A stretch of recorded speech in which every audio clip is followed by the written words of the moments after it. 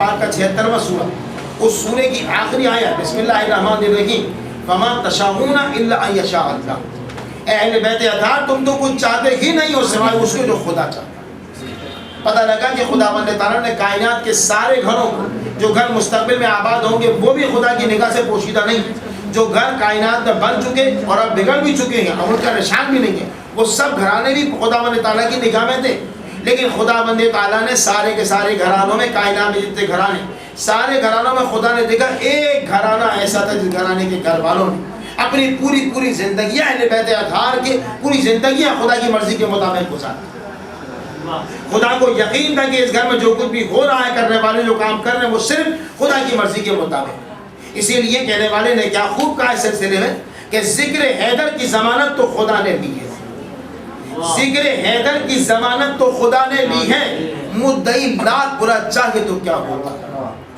ذکر حیدر کی ضمانت تو خدا نے لی ہے، مدعی لاکھ برا چاہے تو کیا ہوتا ہے۔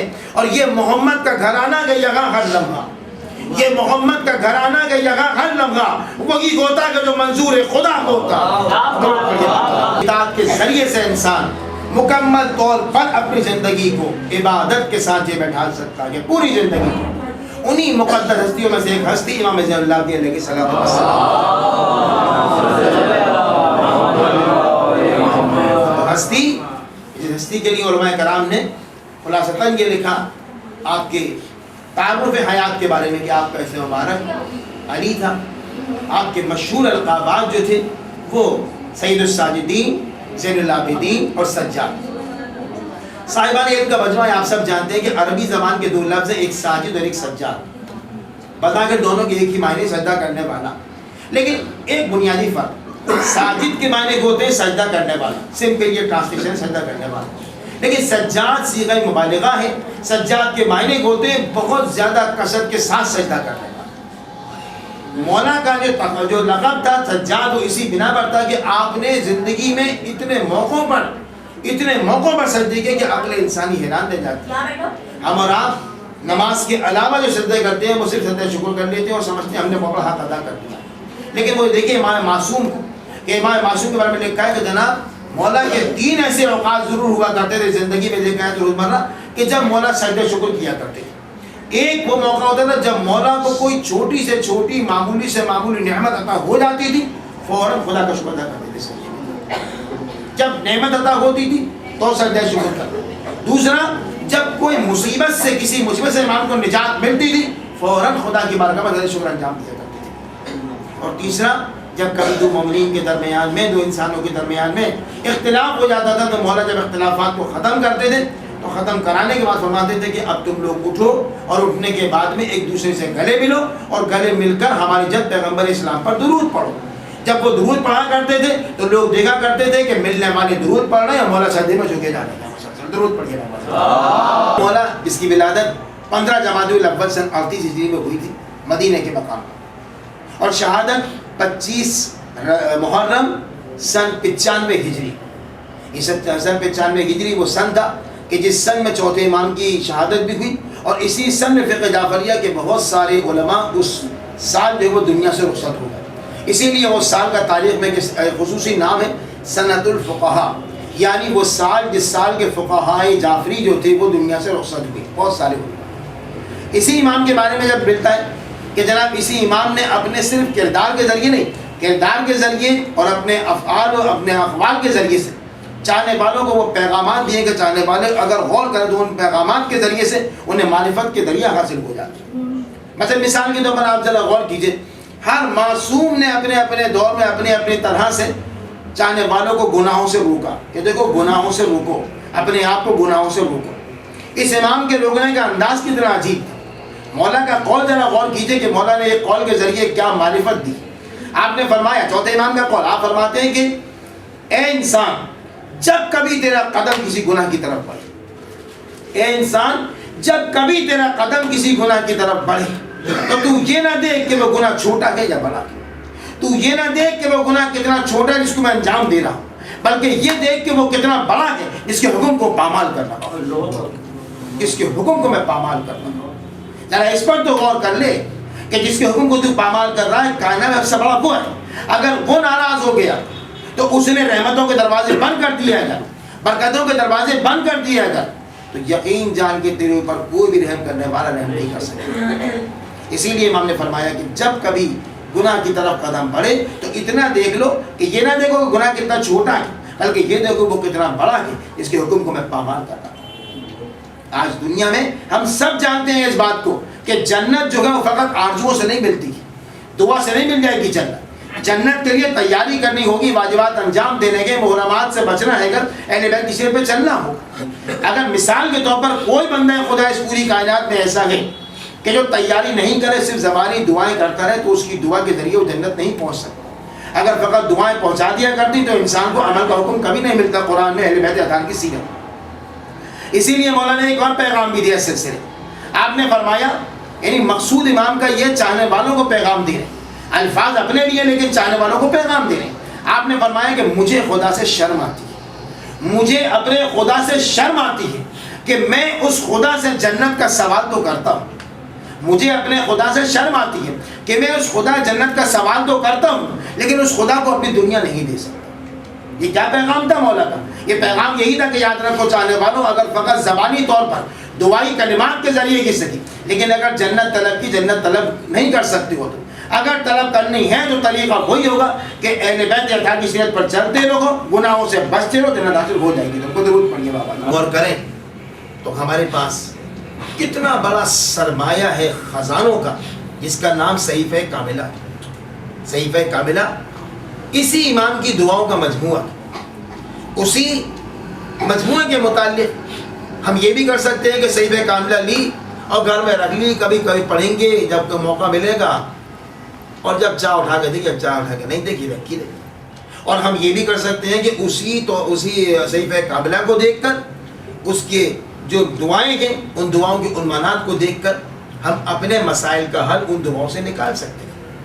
صحیفہ کاملہ کی ساری دعاؤں میں پہلی دعا کے پہلے لفظ سے لے کر آخری دعا کے آخری حرف تک سب سے بڑا شرف ان دعاؤں کو حاصل ہو کہ دعائیں کلام معصوم، امام معصوم کی زبان سے نکلا ہوا خزانہ۔ ہم اور آپ ترجمہ کے صرف اس لیے پڑھتے ہیں کہ تاکہ ہمیں واضح ہو جائے۔ ذرا غور کیجئے کہ کلام معصوم میں کتنی تاثیر ہوا کرتی ہے۔ آج ہمارے درمیان میں آپ خود دیکھتے ہیں، جانتے ہیں اچھی طرح کہ ہم میں سے ہر انسان نہ معلوم کتنے مسائل میں گھرا ہوا ہے۔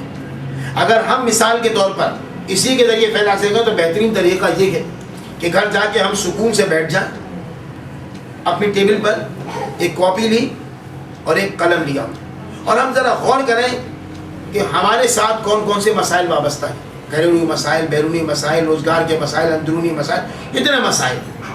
آپ سارے مسائل ایک ایک نمبر کر کے لکھتے رہیے، جو آپ کے خاص مسائل، اگر 4 مسئلے ہوں یا 5 مسئلے ہوں، جتنے پرابلمس ہیں لکھ دیجیے آپ۔ اس کے بعد میں آپ صحیفہ کاملہ، چوتھے امام کی دعاؤں کا مجموعہ، اس کا آپ انڈیکس کھولیے اور آپ غور سے پڑھیے۔ آپ کے جتنے مسائل ہیں ان مسائل کا بلا واسطہ یا بالواسطہ، یعنی ڈائریکٹ یا انڈائریکٹ طور پر ان سے متعلق کوئی نہ کوئی دعا موجود ضرور ہوگی اس کے۔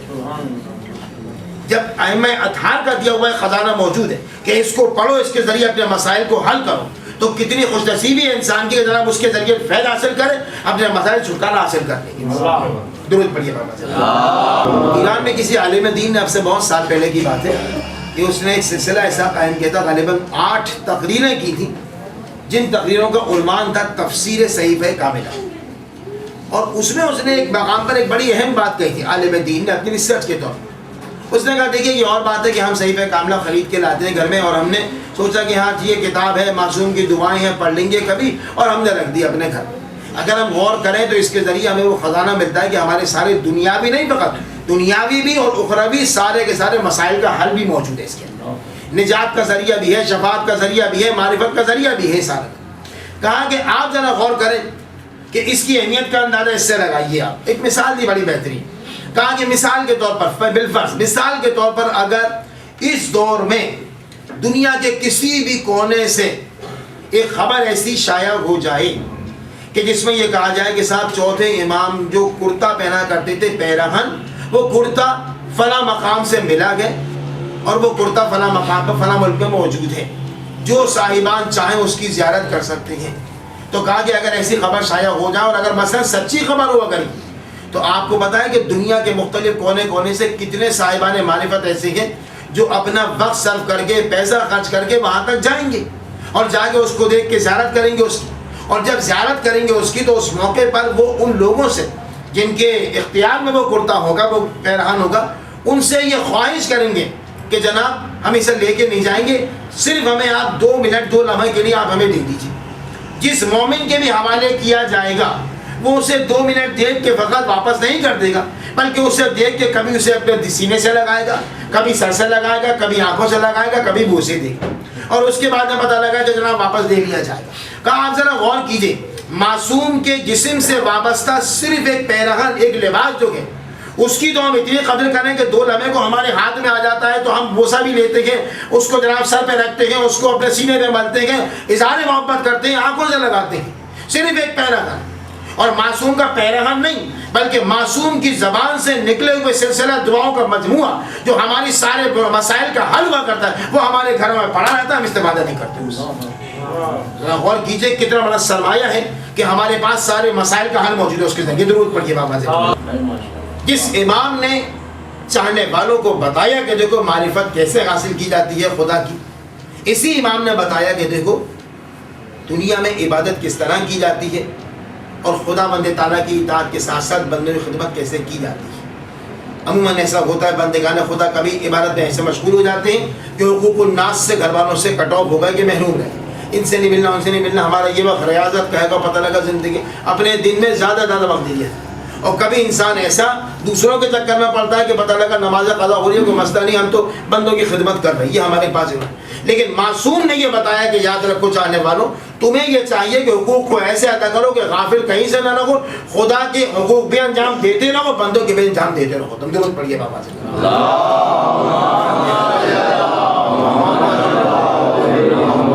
یہی وہ ہستی ہے جس ہستی نے وہ پیغام ہدایت دیا کہ چاہنے والوں تم جب کبھی بھی کسی مشکل میں گرفتار ہو جاؤ, جب کبھی کسی مصیبت میں, تو اس کا بہترین طریقہ حل کا یہ ہے کہ تم خدا کی بارگاہ میں دل سے صرف نیت کے ساتھ خدا کی بارگاہ میں دعا کرو.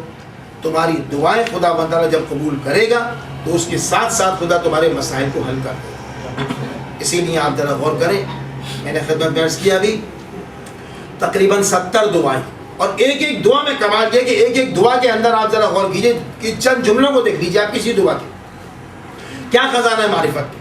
20ویں دعا دعائے مکارم اخلاق, 8 صفحے کی دعا کی ہے, اور اس دعا میں مولا نے چند جملوں کے ذریعے اگر آپ غور کریں تو کتنا بڑا درس معرفت دیا.